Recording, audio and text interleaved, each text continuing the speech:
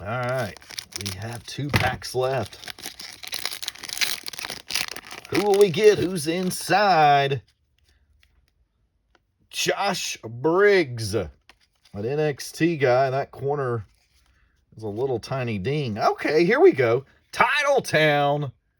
Roman Reigns Titletown insert. Very nice.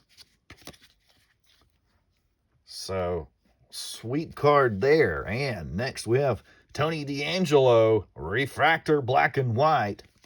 And the last card in the pack is truly phenomenal. It's AJ Styles and that mean ticked off black pant gimmick he had going there for a little while. AJ Styles.